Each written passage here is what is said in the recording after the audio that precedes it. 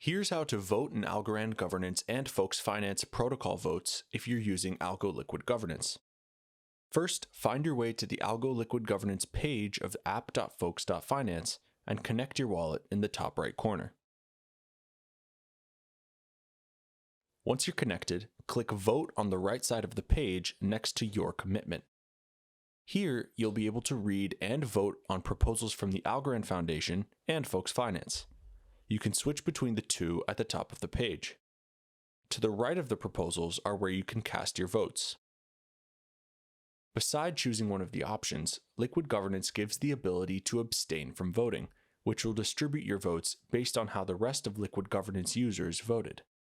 For example, if the vote for a proposal was split 50-50 between option A and B, your votes would be split 50-50 as well. Once you've made your voting choices, click Vote at the bottom of the page and sign with your wallet. If you change your mind, you can update your vote by clicking another option, then clicking Update Vote at the bottom of the page and signing with your wallet.